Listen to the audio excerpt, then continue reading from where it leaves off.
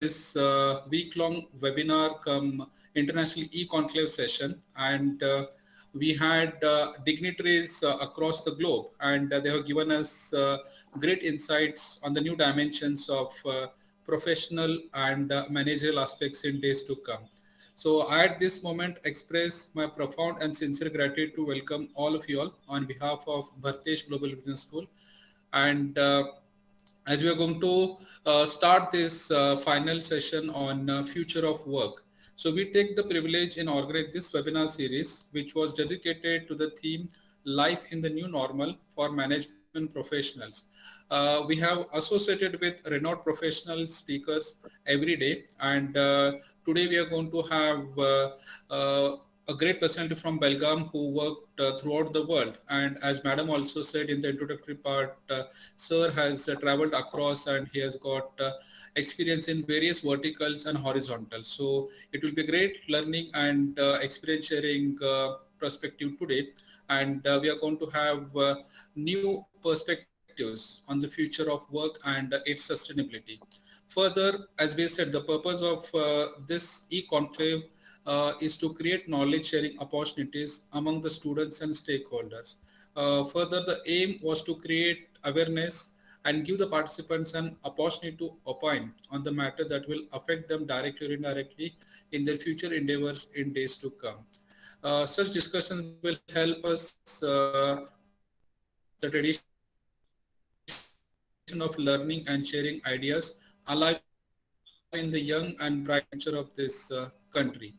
All the sessions highlighted different domains of management as well as allied areas, and we were able to give different perspectives and different dimensions on the professional aspect. Further, as we said, the main objective was to bring in new thoughts and utilize the resources to the most optimal level to augment our efficiency and effectiveness during this challenging scenario, and further also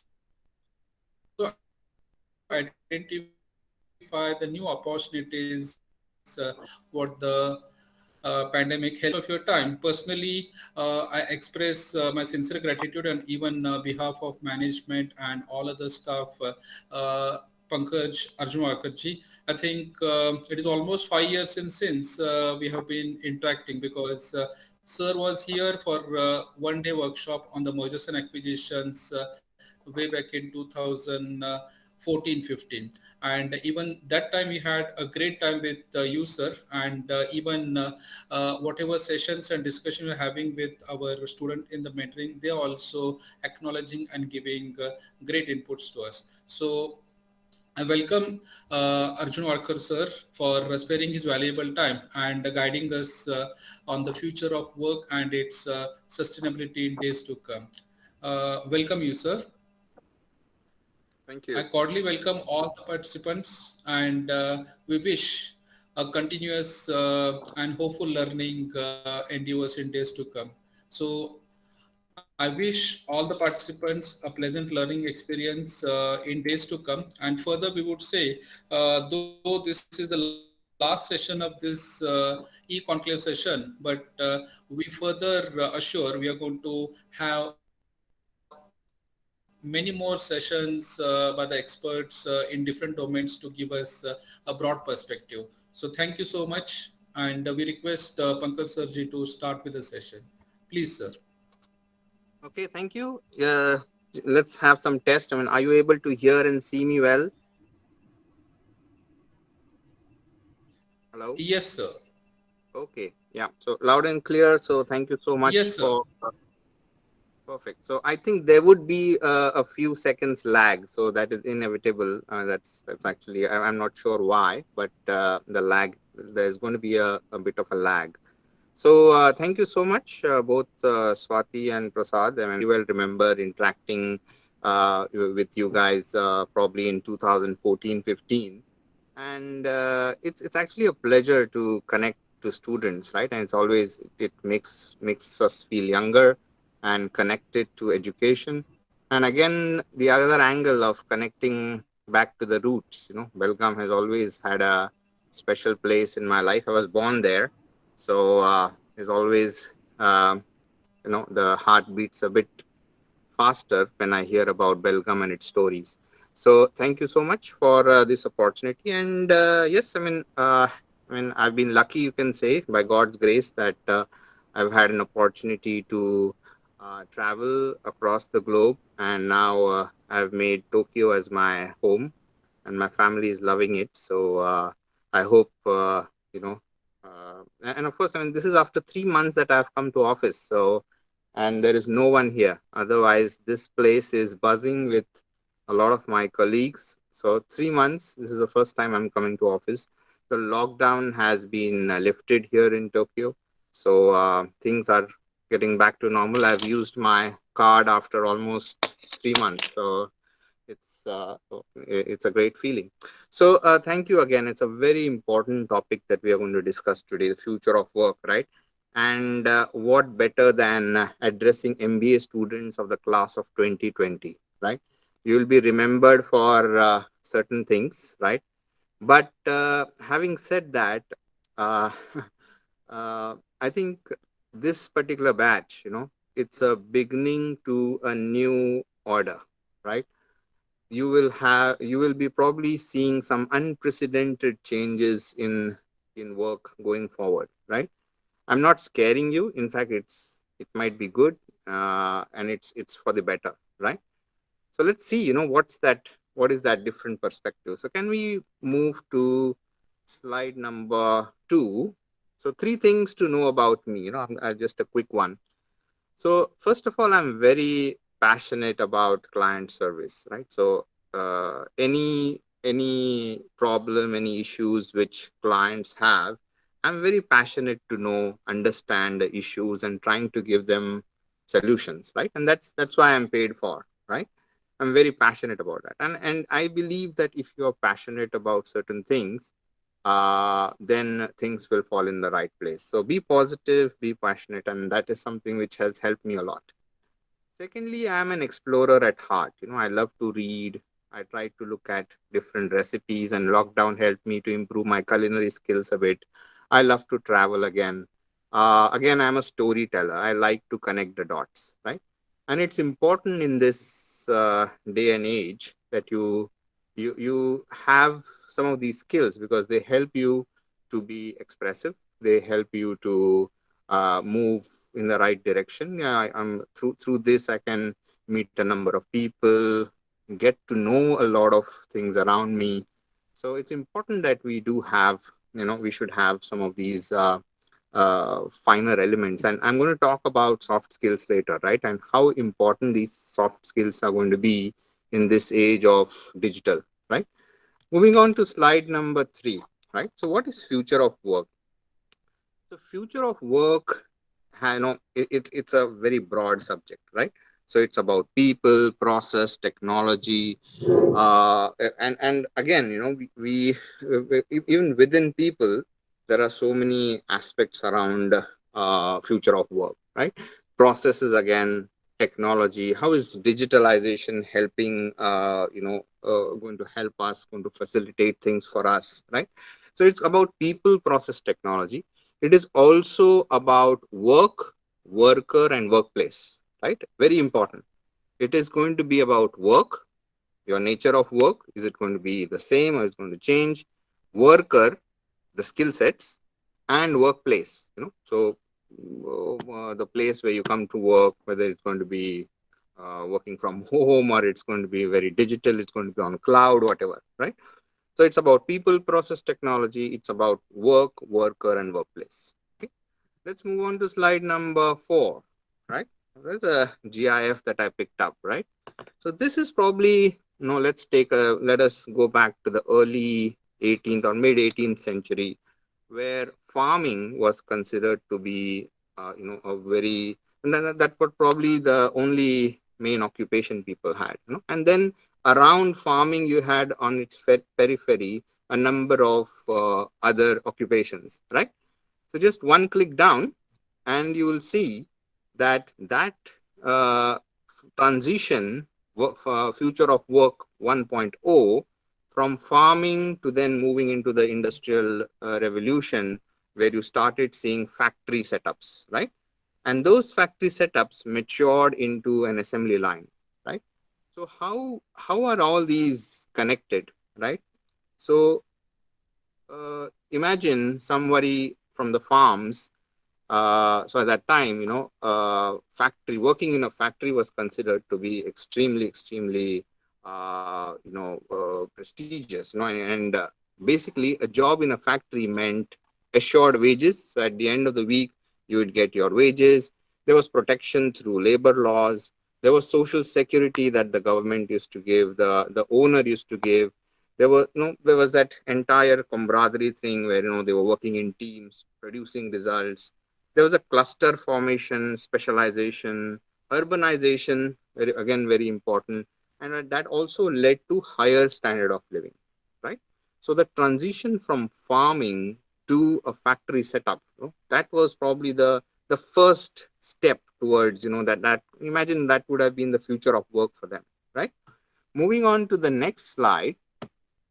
So this factory system, it really took us off, right? And that led to economies of scale, that led to reduction in the cost of production. You could see mass production, right?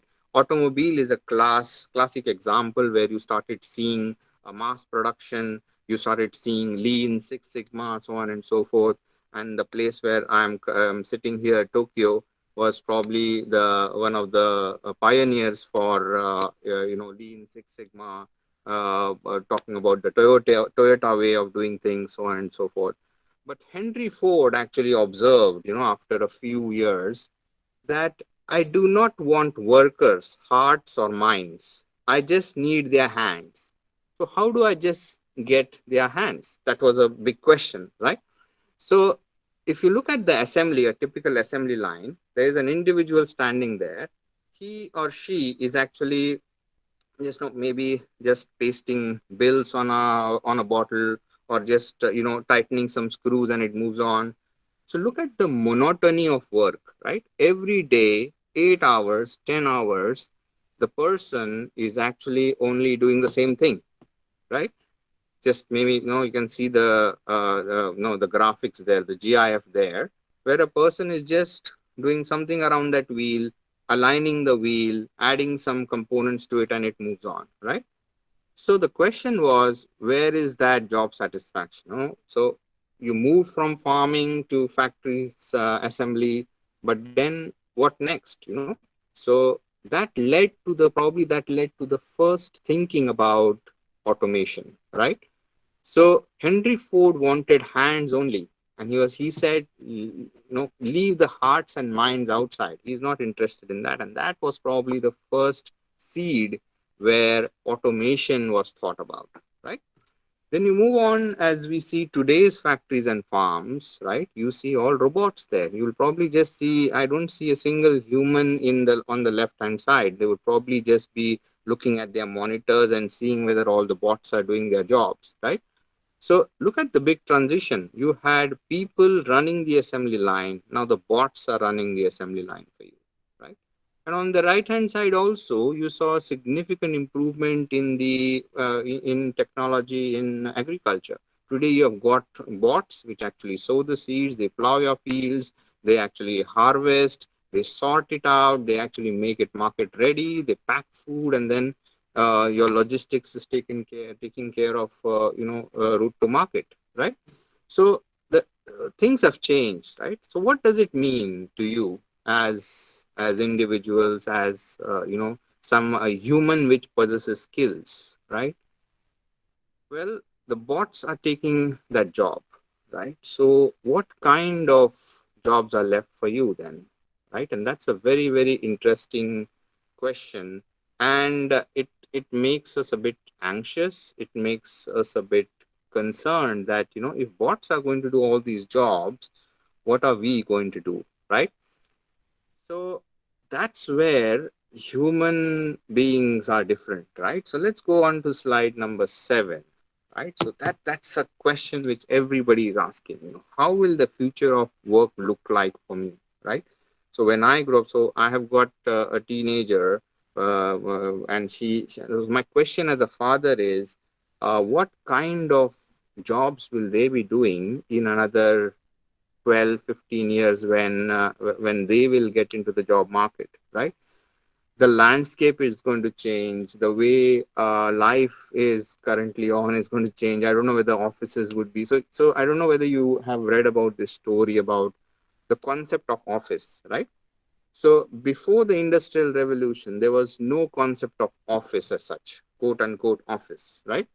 Because everybody was on their farms. They were doing their decentralized kind of work. But then with the industrial revolution, they started forming clusters, right? And those were industrial clusters, right? But then it made sense to have corporate offices in cities to actually run that show there, which is back office, right? And that's how the concept of office started, right? Now, it's very important to understand that this concept of office is slowly diluting, because now a lot of work is on the cloud, right? So, cloud is enables you to sit anywhere, any corner of the world, and do the thing, do your work and get paid as well, right? So, if this be the case going forward, what will the future of work look like? And the other question is, the skills that you have currently, are they relevant, right? And if they are not relevant, how do I prepare myself for the future, right? So going on to the next slide. So on a lighter note, and you must have probably seen some of this. One more click on that, slide number 8. You see that how the future is of work going to be? People working from home, your kids around. The second click talks about uh, you know, the small kid, and then you've got the father managing his work. So it's a work-life balance thing that he's trying to do, right? That's obviously on a lighter note, right? So let's go on to the next slide, where some of these words like digitization, digitalization, digital transformation, all these are different, by the way. Digitization, digitalization, and digital transformation, disruption, innovation, all these are words that you're probably very familiar with, and you're going to hear it for a few years at least, right? But how are they impacting work, worker, and workplace? That's a very important question that needs to be answered, right? And especially for millennials and centennials. So millennials are the ones who are born after 1981, 82, and the centennials are the ones who are born after the year 2000, right? So they would be 20 now, and they would soon be entering the job market, right? So they are not, it's not far.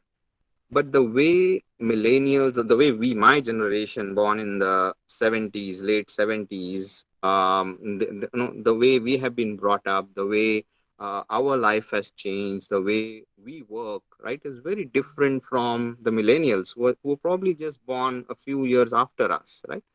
But the way the centennials are born, they are app based people, right? You guys, everything happens on an app. Order food on app. So your world revolves around apps, right?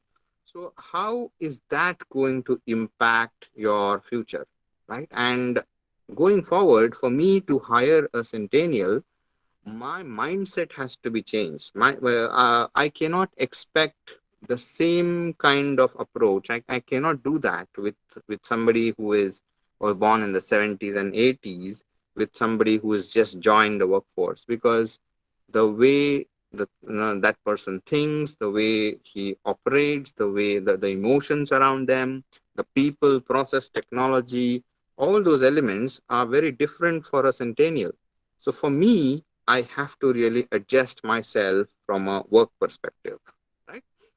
And my approach to them as well, right?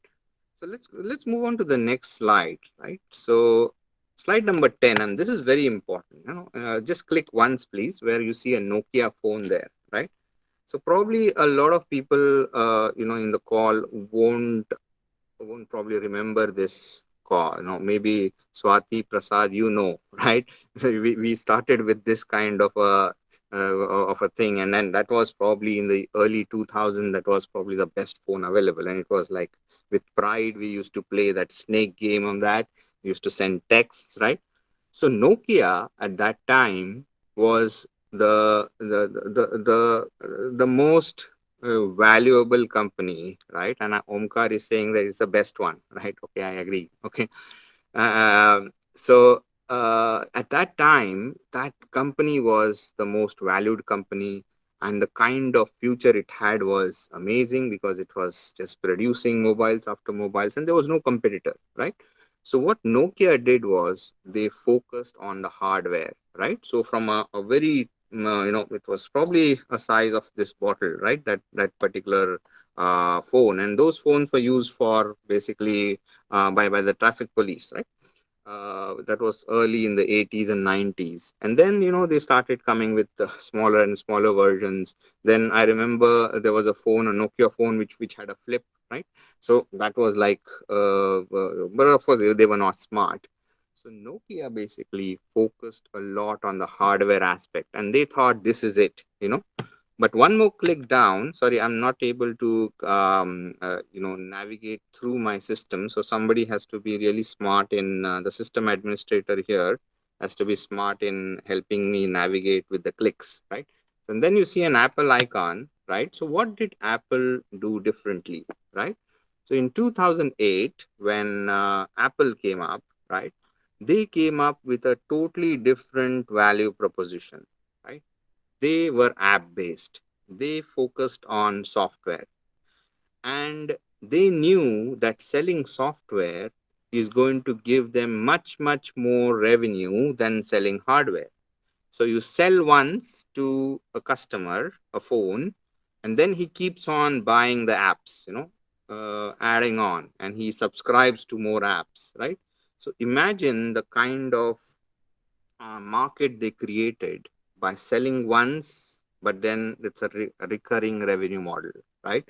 Unlike Nokia, which actually just sold once, and then after a few years, by 2008, 2009, they had absolutely no idea as to where to go because Apple had already made its ground, right? And today, by 2015, 16, it was actually, they actually wound up, right? And then Microsoft then came up and then they said that okay, let us launch another one, but Nokia just couldn't fly off from there, right? So what did they do differently? Apple changed the way they understood the sentiments of people. They understood that apps are the ones that are going to give them revenue, and that's what they went, and that's what they did, right? Now, what is common amongst the following success stories? So just click once and you'll see Jeff Bezos, right, from Amazon. Right.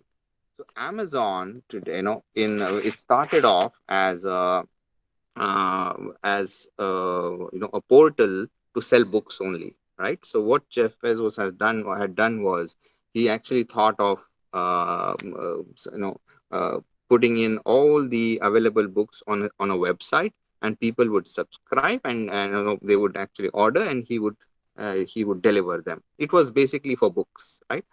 And then he kept on adding. He understood that people are ready to pay to get home delivery, right? And he started with books, and then he realized, why can't I just add on more products, right? And today, in a matter of just 5 or 10 years, actually, that's the story that you see about Amazon. Today, it is a $240 billion company, right?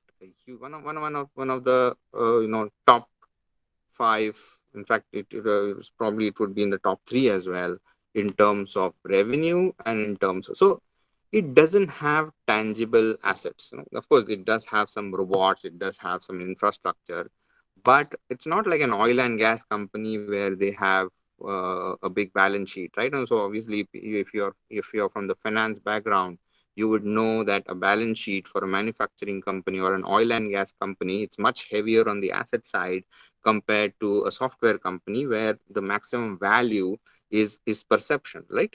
So people perceive value of a company because they see the future, they see the future revenues. But for an oil and gas company, it is all about what oil is there and their capability to drill the oil, right? So that's the basic difference between a tangible and intangible assets, right? So let's get into the other story, which is Airbnb, right? So how did Airbnb start? So I'm digressing a bit, but it's important because all these stories are leading us to future of work. right? Airbnb was actually a classic case where you had these three friends who went to Paris, and they had to attend. Sorry, that was actually Uber. So this Airbnb, this was a story where three friends went to California for a conference. It was a global conference, and they did not find accommodation. Okay, so they thought that there are so many people who own big bungalows here in California, but but still there are no hotels, there are there is no accommodation available. So let us start something where people can have a platform to rent their spare rooms or spare places, and it really kicked off. Earlier, of course, in the initial stages, they made losses, but then the concept really picked up because now, if you look at Airbnb and the value that is seen there, $31 billion, they don't own major hotels or assets, right? In fact, groups like Hyatt and all these large ones, right? They are the ones where they own assets, right? So and their value is between 20 to 25 or maybe even 15 to 20 billion dollars.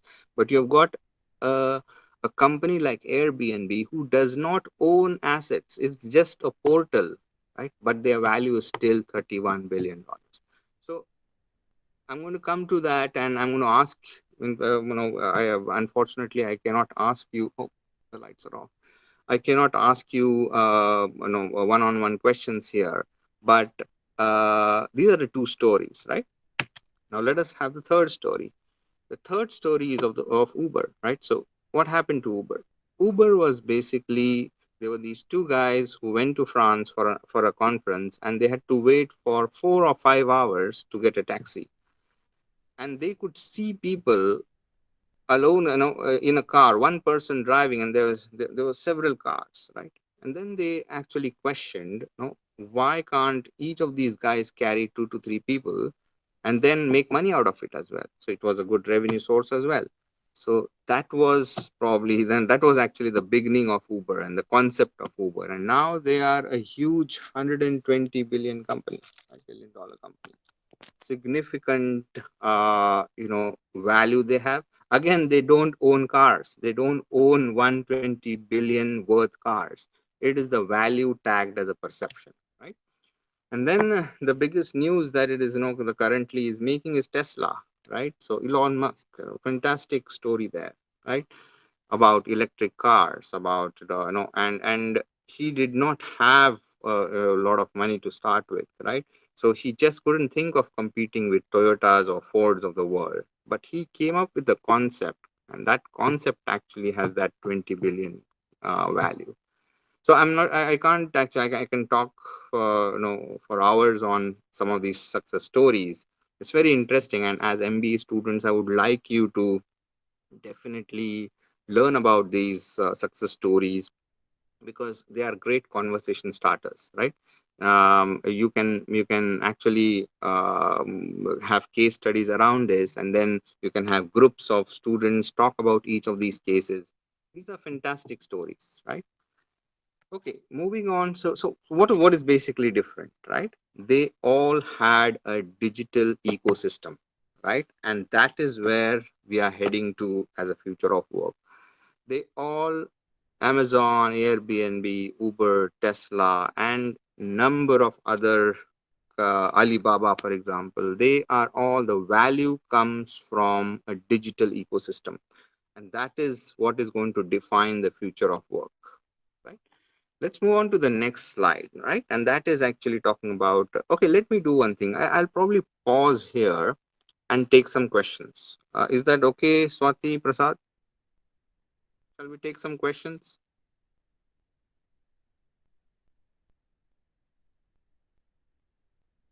Yes. Any questions? Do you see any questions on the screen, or not yet? People are still gearing up. Pankaj sir, I want to ask a question. Sure. You in your previous slide, you along with the others, you also mentioned about Elon Musk, whom I'm following for quite a long time. Studied his businesses as well as studied his thought process as well. Yeah. So, what he does basically is not business for disruption, but business for innovation, which others can emulate. And he's also kept all of his platforms open source. Yeah. So how does that function? Because others have not done that, except maybe Android, but again, that is for their own motives. But Tesla has kept everything open source. Yes, so by having that open source, right, he's opened up the market, right? So if he really closes it, and if it is just like subscription based, just if he wants to have restrictions, right, he is going to restrict his offering or his products to a certain population who can afford it, right? But now by opening up this entire box, right, he has tagged certain revenue, but it's not a big margin around that. But by keeping it open source, he has given himself an opportunity to reach to more people. And the value, whenever you do a valuation of a particular company, it's the reach that actually has a great value, right? It's a very very important element in the valuation strategy for a company, right? So the reason why you'll see Amazon at that valuation, the big tag is the reach. They today have that goodwill, they have that kind of credibility, that brand creation, right? So it's all about creating that reach, and that's where you get your value, right? Do you think Yeah. in this same lineage, Reliance Geo, now that they have diluted their stake and raked in, and today's news says that Reliance is net debt free. So, do you think they are creating this new economic order for Indian businesses? Absolutely. I mean, you'll start seeing that trend now, right? I mean, you'll see a lot of companies who currently are invested in fixed assets. They will start realizing that there is value in some of these cloud-based solutions. So companies who will follow that trend will survive, right? The others will probably absolutely struggle. And of course, yeah, in Reliance, given the kind of backing they have, the kind of vision they have, the money that they have, I mean, they can enter into any kind of business and make a disruption happen. Okay. One more small question is the new economy that you are showing here would be about all about data, networks, algorithms, cloud storage. What about the traditional small startups? Somebody having a grocery cart or these kind of startups that used to be there earlier, the showrooms or things like that. Would they become obsolete? So there will be work for everyone. I mean, there would be those pockets where everybody survives, right? But the the way these things are going to the scale at which some of these economic drivers are going to move, right? They would be, so that's where you're going to have two worlds going forward, right? The laggers who will be in that zone that you're talking about, and there will definitely be work for them. I mean, nobody will be out of work, right? But the scale at which, and the gap between the new economy and then the people who are there will be significant. I will not say that the grocers will be out of work or they will suffer losses, but they will have a significant challenge coming from, say, for example, the aggregators, right? You will have the 1 kg of rice delivered at your home at maybe 20% discount, right? Compared to the grocer at the corner who is actually adding on, piling up his costs of delivery. He's adding on his taxes, the VAT and GST, whatever, right? Of course, VAT and GST is applicable here as well. But there are all these middle layers which are eating into his margins, right? So challenges are going to be there, but there will be survival. And then I'll go back to Darwin's theory, the survival of the fittest. So can actually everybody survive is a question. Yeah, let's continue on this There's slide. a question from Omkar there. He says, will all, going forward, so is it that all or majority of jobs would be based on software development? So there will be two, right? I mean, see, the software will drive even the manufacturing sector going forward, right? So wherever there you will see automation, you will have elements of that even in the manufacturing sector, right?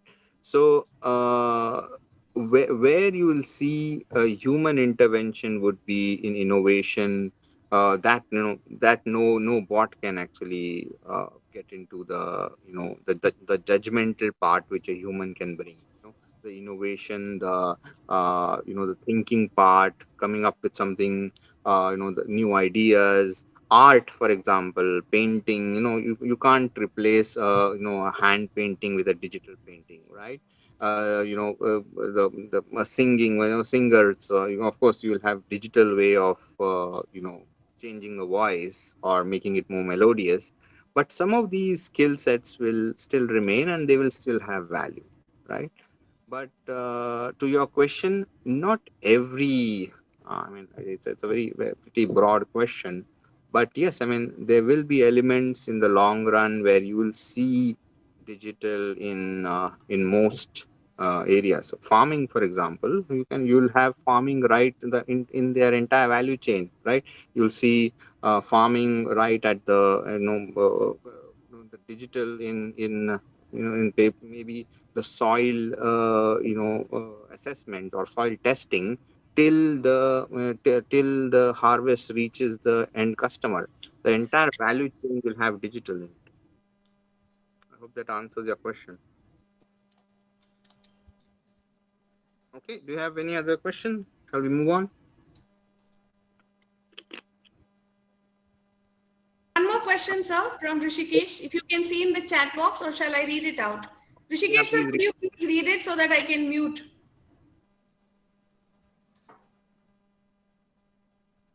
yeah, please read it for me. I'm on the mobile, so it's fine. I'm finding it difficult to see the screens.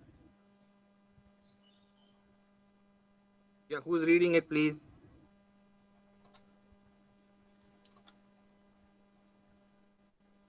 Okay, Rishikesh says, in this scenario, please let us know what would be the skills required in the future for the labor which is not a part of the software industry.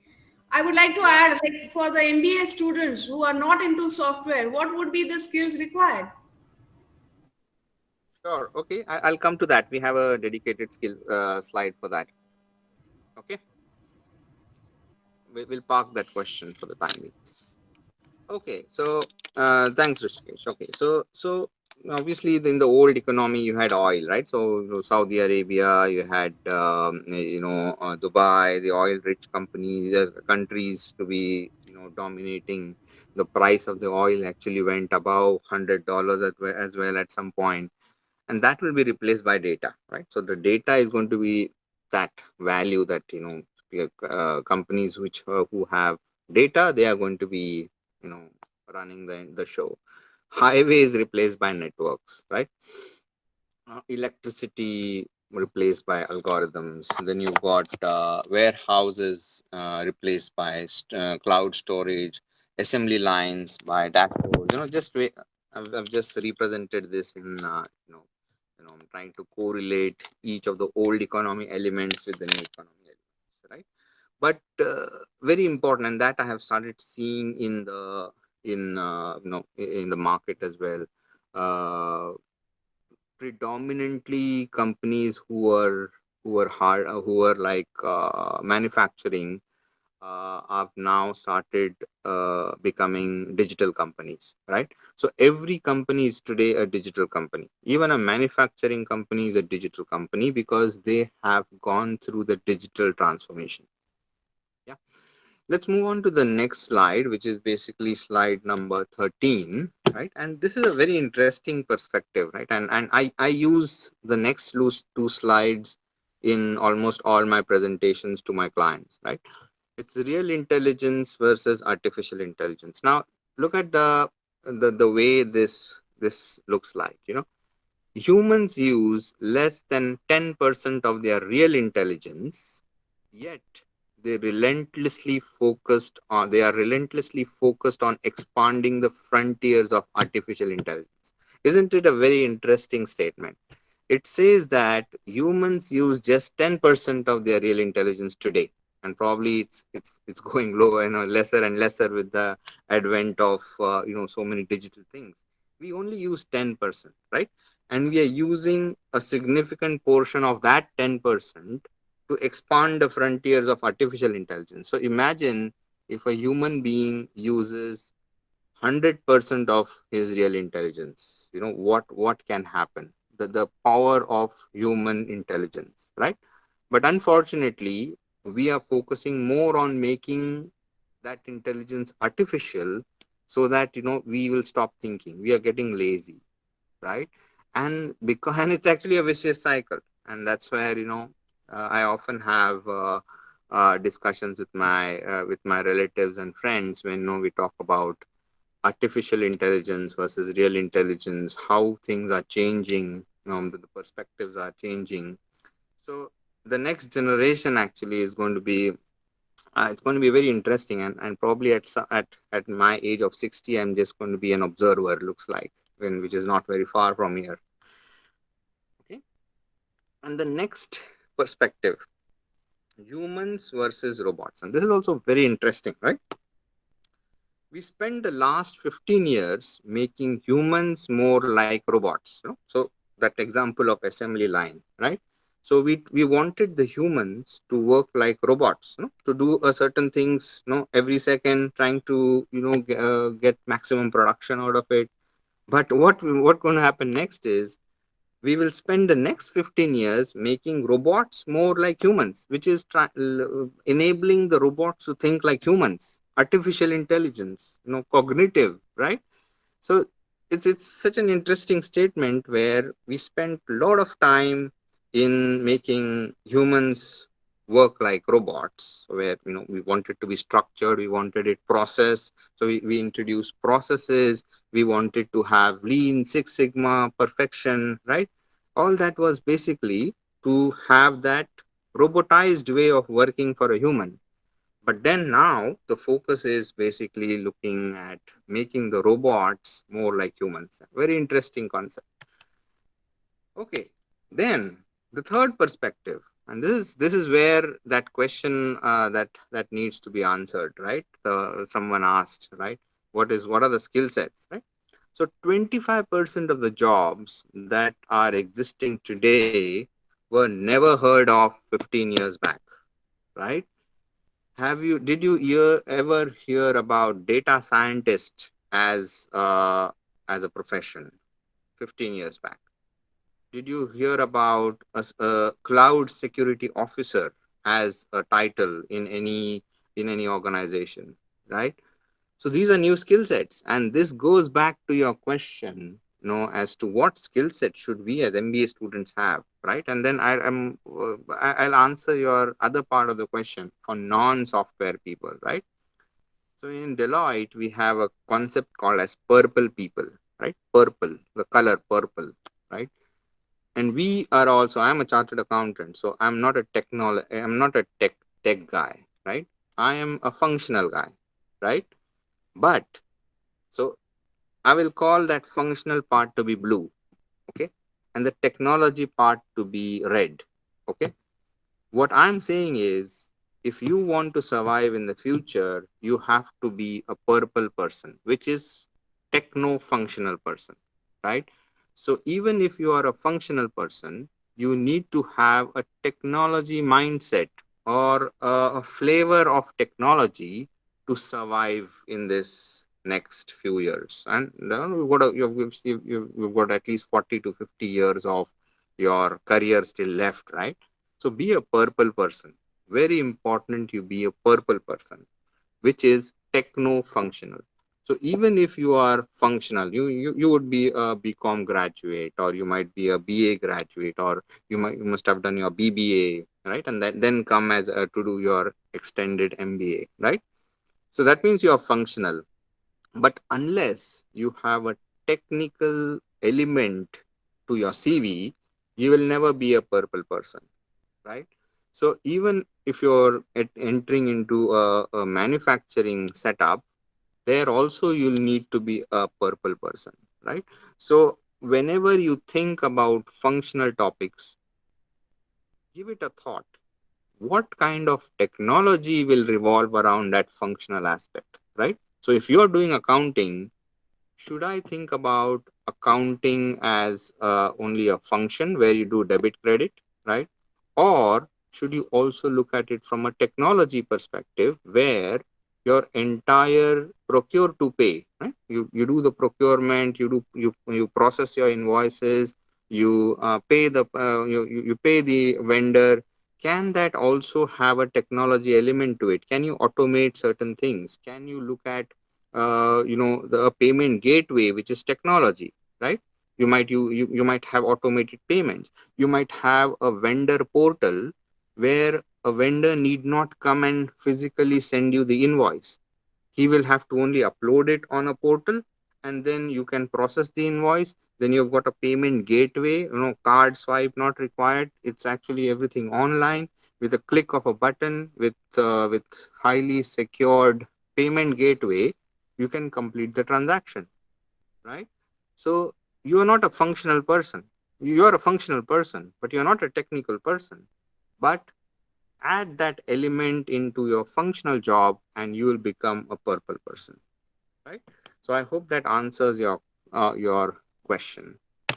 Moving on to the next click, which is basically 50% of the jobs today will not be relevant in another 10 years time, right?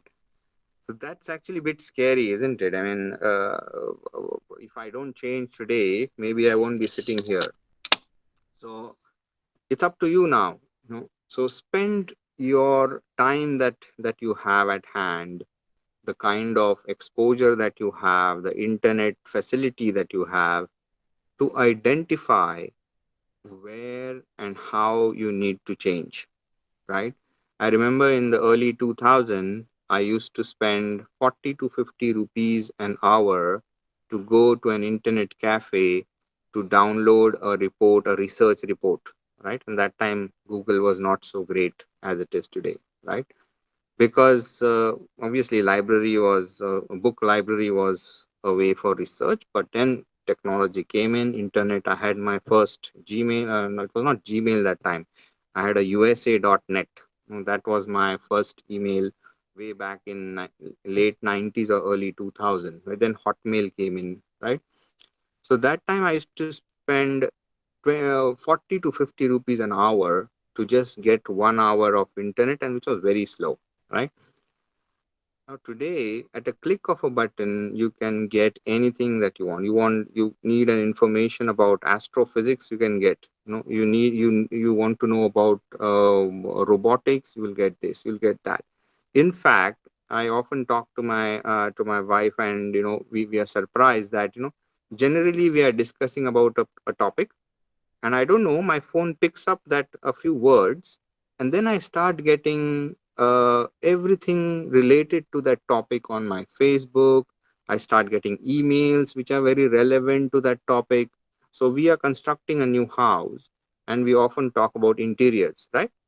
I was like, no, initially I was zapped, because my Facebook, all the recommendations that are there are about interior decoration, they are about curtains, they are about, the carpet, so on and so forth. So whatever we discuss, it's picked up by an artificial intelligence in your, in your computer or in your phone, and it is actually sent out to say Google, or it is sent out to Facebook. These, and that's where the data is, right? That's the value of data. Facebook gets paid for this. They pick up, and that's how the relevant advertisements come to you on your email and your Facebook. Very interesting artificial intelligence. It's a very practical example of how artificial, and you would have probably experienced it as well. You talk something, and then you start getting information about it. I mean, sometimes it is risky. You feel invasion of your privacy. But that's how life has become, very easy information.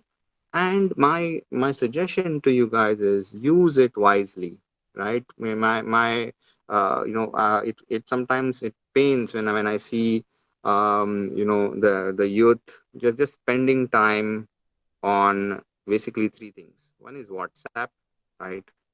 Facebook and Instagram. Now this is something which is really catching up, and I often debate with my daughter about whether she should have an Instagram account, right?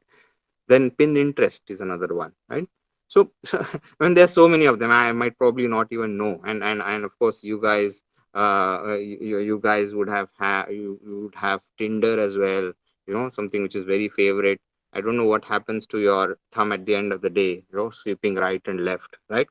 So I mean, the life is so different now, right? I mean, so my question is, do you want to spend that that treasure that is given to you on some of these things, which are, I don't know whether they really add value to your life, or you want to really start focusing on that red thing that is up there, which is basically 50% of the jobs will not be relevant in the next 10 years, right?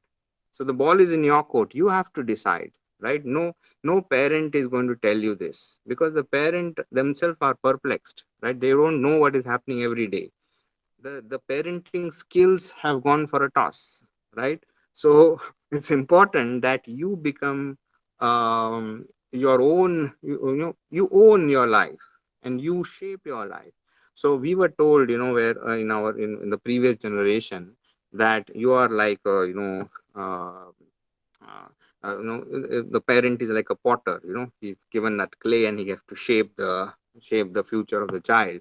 But today's parent can't do that, right? The You yourself have to shape yourself. So whether you want to really follow uh, you know the the best that is given to you, or you want to really uh, you know uh, that red thing. So again, my question is, do you really want to be relevant in the market? Then you have to shape it. You have to have restrictions on the usage. I mean, this is a debate in probably every house now. And the biggest problem that today we are facing, I was reading somewhere that today's generation, the major problem is screen time. Right? Sorry, I'm digressing about the future of work, but it pains and it's really frustrating. So sorry to digress. Okay, next slide, please. Okay, so sorry, are we on time and we still have 15 minutes left? Am I right? Yes, sir. Till 11:15. Okay, that's good. So I'll probably just run through some of the slides and leave some time for questions, right? Or I hope we get questions. I mean, there's something which I really want you guys to do. Ask questions, right? They don't. It doesn't cost you, right? Just ask me, and I can just open up, because I can talk for hours, right? Okay. So there are basically seven disruptors. So one is technology is everywhere. Everywhere you go, you'll see technology. Tsunami of data, another huge element. So if I have to ask, if a young guy asks me, what should I do? Can you suggest me career options? I will say, be a data scientist. Be get into elements of analytics. If you have an analytical mind, how do you analyze given set of data and relate it to the problem, right? So data is going to be the next big thing, and that we saw. It's going to be the oil, and it is the oil now. AI, cognitive computing, robotics.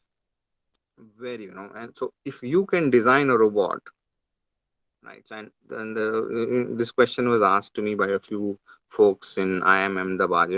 Hey, we are MBAs from the top tier, and do you think we should get into coding, cognitive robotics?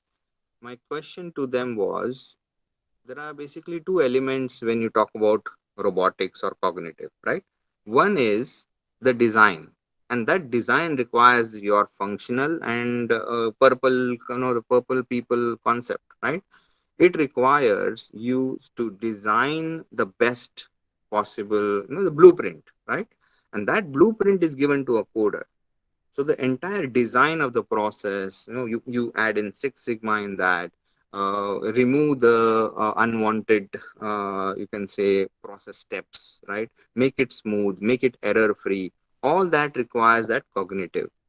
So artificial intelligence, you'll need big data analytics expertise, data scientists who can relate 5 to 6 sets of data and form an opinion, right?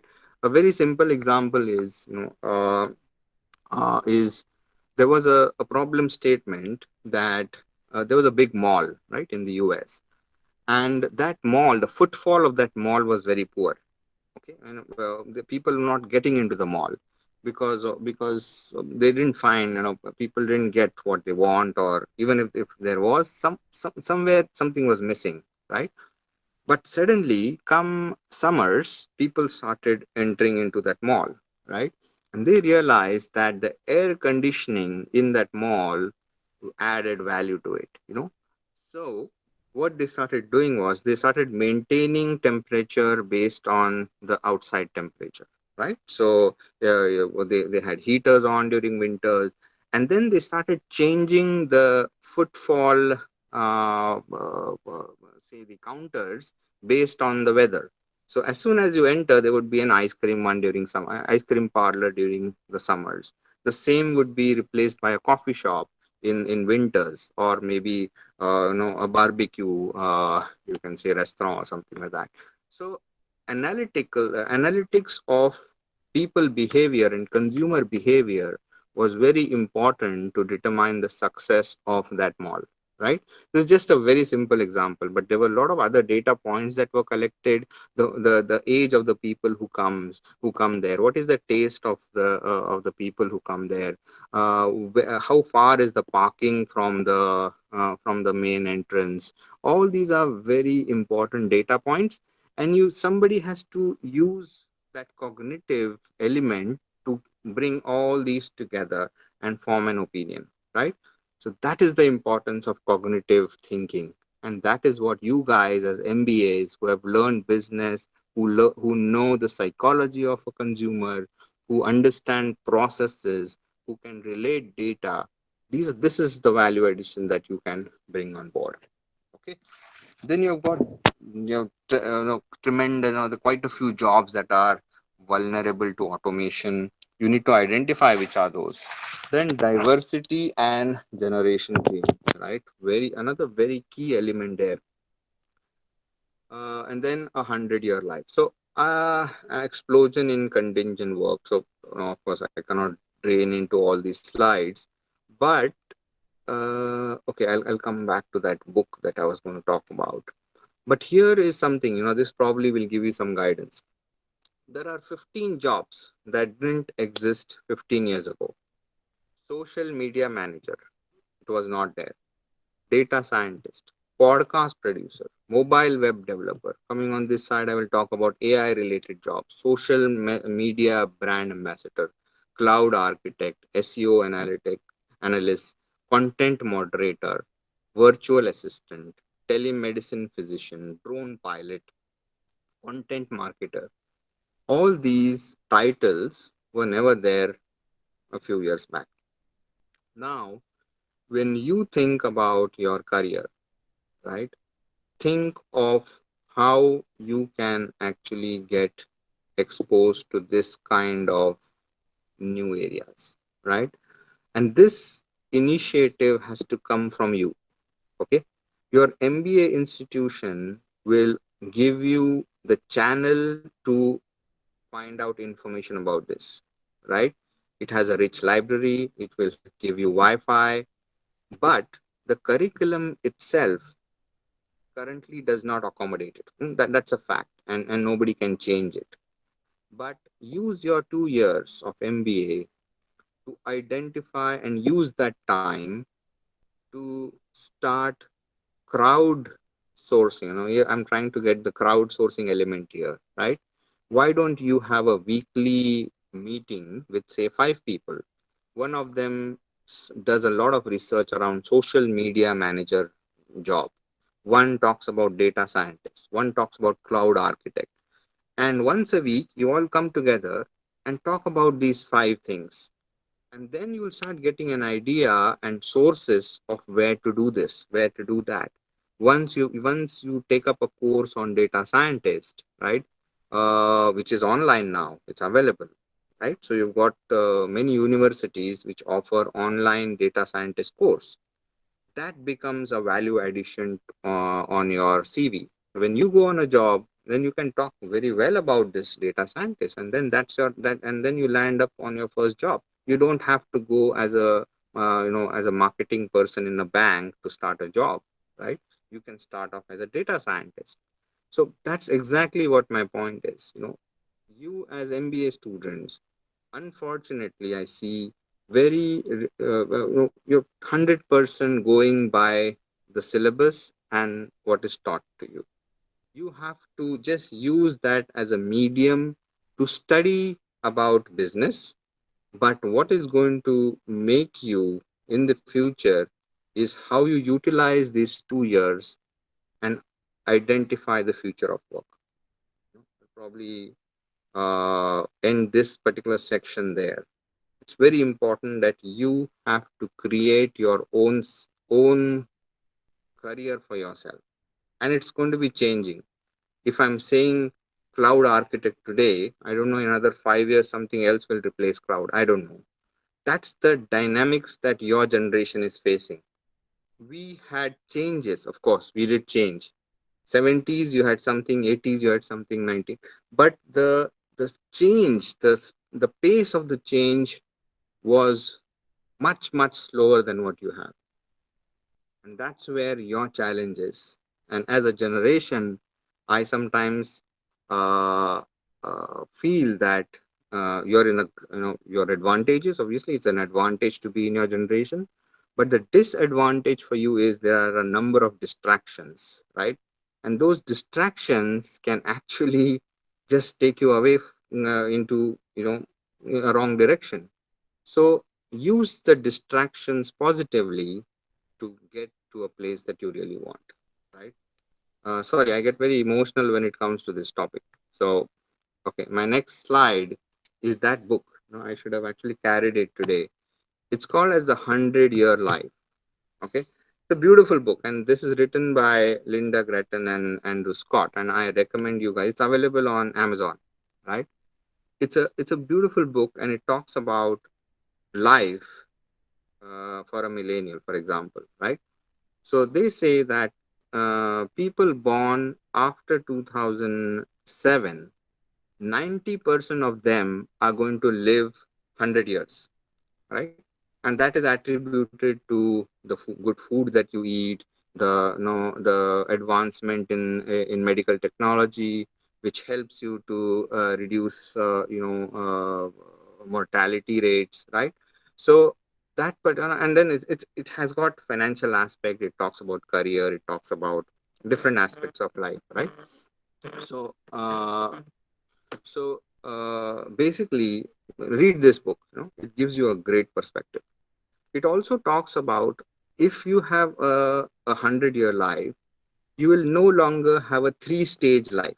So our generation, and maybe some previous generations, they had a typical three-stage life, which was basically study, work, retire, right? Very structured. 25, 20, 22 years study, work for 40 years, and then retire for 20 years, die at the age of 75, 80. Some would be lucky, some would be unlucky, right? So that was a structured life that they lived. But if your life is going to be 100, that means your retired life, if you retire at 60, you'll have 40 years of retirement. So what will you do, right? Is it the right time for you to retire? And financially, it's not easy to retire at 60 and sustain for another 40 years, right? So you'll have to break this three-stage life. So you'll probably will study, you'll probably then work for a few years, take a break, study again, then again work up to 70, 75, so on and so forth. So then, of course, you'll have big questions about marriage. Is it, do you really need a one partner, or you need two partners, because you can't sustain with one partner for 70, 80 years, right? I don't know about that, but yeah, I mean, all these aspects are for your generation, right? I mean, we are done now, so very important that you read this book. It's going to open your eyes. Next one, the three stage, like I talked about this: school, work, and retirement. Break it up, and then you'll realize that even after working for 15 years, 20 years, there's a need for you to relearn, right? Go back to school, and that's where you then that's where you are. Okay, so how do I prepare for future of work? Okay, one, be relevant. Very important. Yeah, be relevant at every stage of your life. Be relevant to the market. Don't let your skill set just vanish. Yeah, keep updating your skill set. Be aware, and these are where the soft skills comes, right? So being so savvy about internet and all that, right? I mean, somewhere your social skills take a hit, right? I mean, your ability to strike a meaningful conversation, ability to develop relationships take a big hit, right? And that is going to be pretty obvious, and that's the sad part of your generation, because you believe in making online relations better, and in fact, I know people who are fantastic in when they are typing and sending out messages. They are very poetic as well, but when they come in front, I mean, they are not able to articulate, right? I mean, that's probably a problem, which is going to be the case, because um, personal one-to-one element is reducing. So make sure that even if you are internet savvy, just shut it down when you're talking to one another, right? Try to have a personal touch, try to have an eye connect, right? Eye contact. That element is something missing.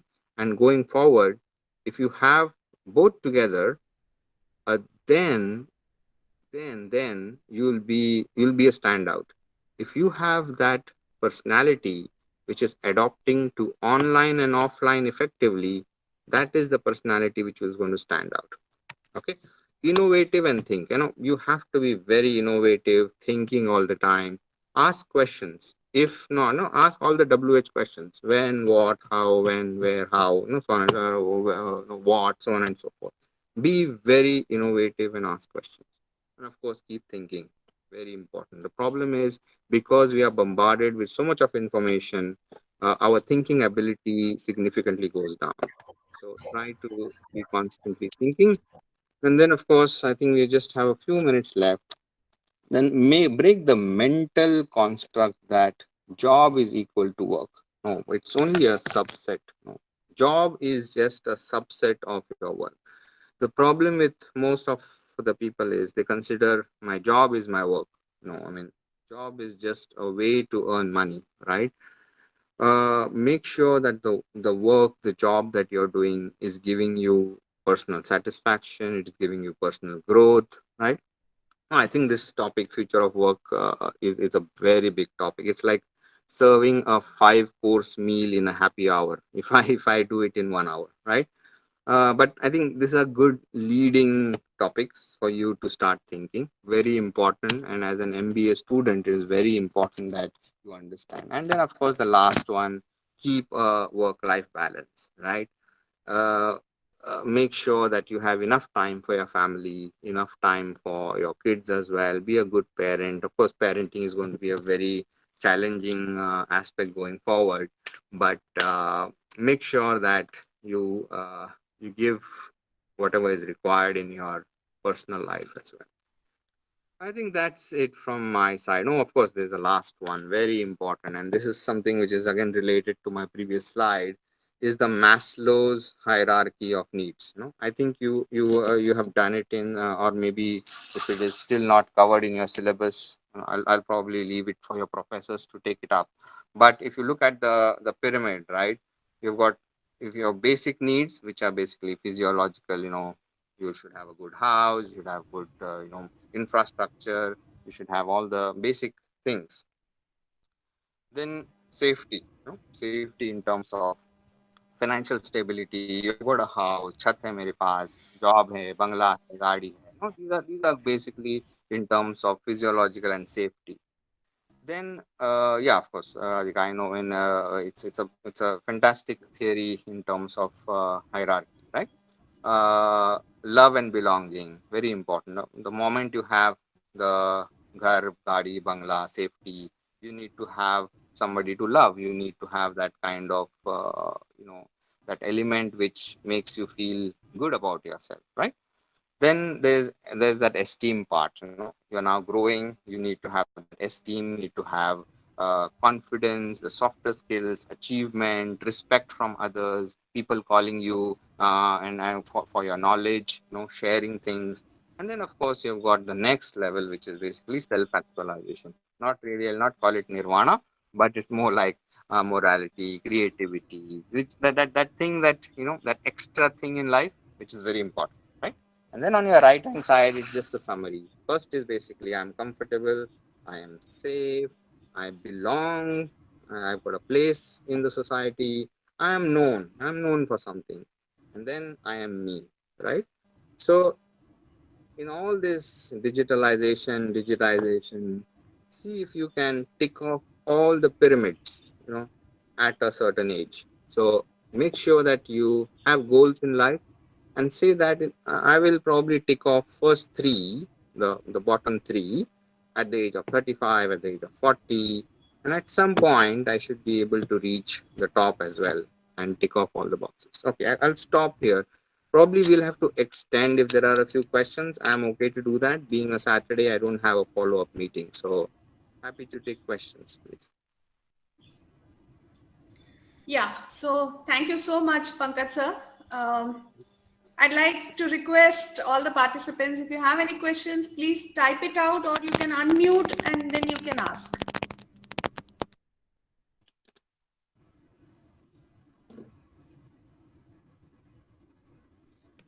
How many participants do we have today? 31, is it? So we are having around 32, although there were more than 200 registered. Okay. We have to go. There's one question coming from our director, Dr.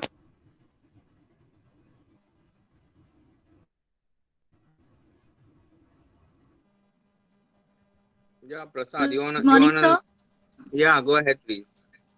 Good morning, sir. I'm Kirti Joshi from Bharatesh Global Business Uh, School. Yeah, I've also attended your session on future of work with the fellow classmates and my junior. sure. So my question is, does MBA needs more focus on skills than theory, sir? You mean to say Yeah. MBA as a curriculum, or see, for me MBA is like just you can say a degree, right? I mean, what you do in those 2 years, how do you shape yourself? That is obviously an individual way of looking at it, right? So MBA as a course, it is more academic. I agree, right? And that's actually giving you knowledge, but use these 2 years to actually challenge yourself on those theory that you read and that you learn, and then shape up for your more practical aspects through that. So MBA is much more than what is there in the academics. That's my short and sweet answer. Sorry, Prasad, you'll have to speak up your question. I mean, I can't read it here. Okay, I'll just read out the question by Prasad sir. He says, how do we yes, make yes, yes. human-centric work in this Yeah, artificial intelligence scenario yeah. or Thank you, sir. Thank you for the. automated world?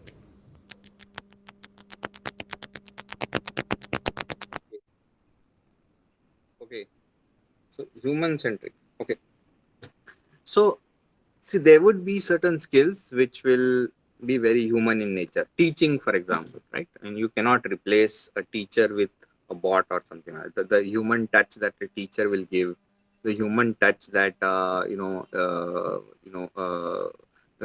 doctor will give, for example, right? So some of these things are irreplaceable. I mean, you just can't touch those, and you'll never get that kind of service from a bot, right? So, how do you make your human skills more relevant? Of course, those skills will also have to go through transformation. A teacher's skills will also need to go through transformation. They have to adopt to the technology again, right? But use technology to enhance your skill set, right? So there would be all these professions will be touched by technology, but the human will be human ultimately, right? I mean, try to be a good human being, and that should be good enough, I think, to survive in this long run. Yes, sir. Uh, yeah, that was a really good answer. Being human first. Yes, sir. Yeah, Dr. Neeta ma'am has a question. What are the challenges for MBA graduates? That's what she MBA asked. graduates. What Yes. are the challenges for MBA graduates entering the profession in the near future? Biggest challenge for and this is a perceived challenge. I don't think that is a challenge. The biggest challenge they see is a campus में कोई नहीं आया इस बार, और बहुत कम companies आए इस बार, job recruitment नहीं हुआ. That can be, that is something which stresses out students, right? So I think that if you have the right skills, if you have developed, right, I mean, there is no need for you to fear, right? I mean, कि campus में कम लोग आए इस बार, HR इस बार, hiring freeze है. It doesn't really matter. Trust me. I mean, if you have created a space for yourself, if you know that this is the space you want to be in, this is the way you want to polish yourself here and grow from there. See, there might be delay, but there's no end. I mean, be passionate about what you're doing. Be a master in what you're doing. That's my MBA is Master of Administration, right? I would suggest carve out that small element, that play that you want to do, and become a master in that. It's much better to be a master. So go deep. No? So there are two things. You can either go horizontal and know a lot of things about a lot of topics, or you can, and people are successful there as well, right? Or you go deep, no? Vertical. Try to be specialized in a particular field. It can be insurance, and be a master, be a bap in that. So whenever a topic is given, you should be able to articulate well and talk about that topic, and then nothing can stop you. So don't get into that frame of mind that certain things are not really going my way, so on and so forth. Yeah. Next question, please. Probably I can take another 7 minutes. How to survive? No, sorry, I didn't read it. Can somebody read it out for me? How Yeah, to that's survive? Dr. Padma Priya who asks you how to survive if it is a small scale manufacturing company, as e retailers have more power in terms of consumer data and analytics. How to survive if it's a small scale manufacturing company? Interesting question. I think you need to have element of innovation there as well, right? I mean, it's again, it's going to be tough in terms of surviving the survival in these difficult times, right? You will see a lot of competition. You will see these large companies having economies of scale, which is impacting their cost positively. So you have to be innovative, and you have to create your own market, create your own niche market, and service that market, and top up your services, top up your manufacturing with, say, additional services which the big players can't give. That personal services, nobody can give. A local manufacturing company can top up services and try to be different, maybe after sales service, or top up with something, a free replacement after, say, 3 years, 4 years.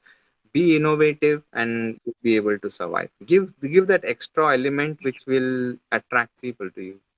Probably, I hope I answered that question well.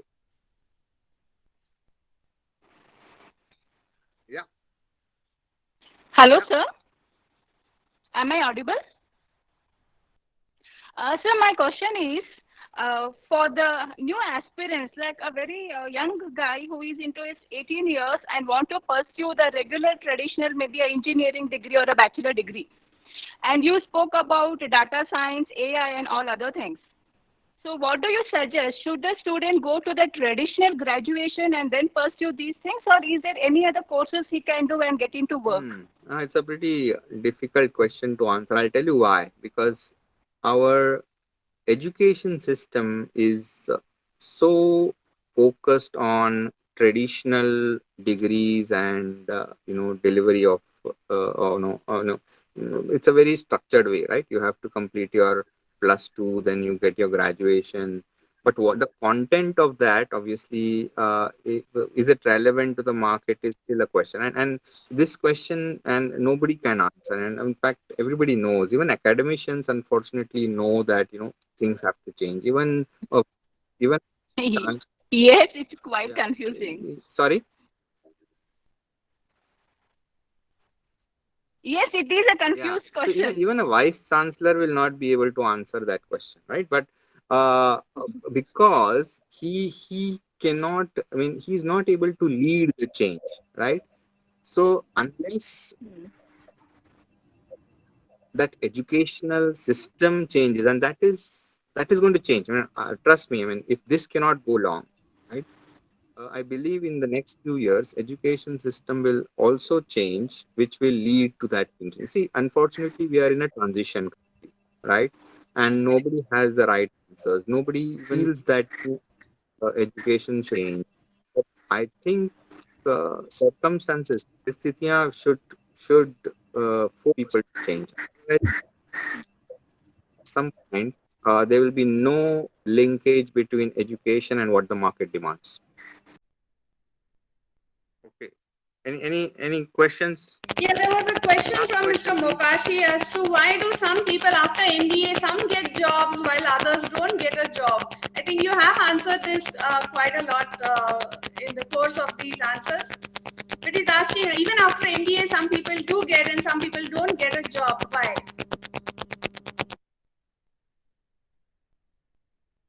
Yeah, so unfortunately, I think the perception is if you get an MBA degree, that is it, right? I mean, then you have achieved a pass or a license to get a job, right? I think that perception has to change. MBA is just ultimately it's on your CV, but what that what is the concept of MBA is what is there in your personality. So you will have to use that MBA not as a degree, but then you have to take it forward to the next level, right? I mean, there are all these softer aspects which I talked about. They are going to be important going forward. I hope that answers your question. Okay. So I think we are on top of the hour. So thank you so much. I look forward to interacting with you again. Really appreciate. And Thank you, Pankaj sir. We will be sharing this video with you as well as with the students. yeah, please. Okay. Thank you. I would request Dr. Prasad to please propose the vote of thanks. But I'm going to miss the bouquet, okay, this time. So I didn't get you. What are you going to miss?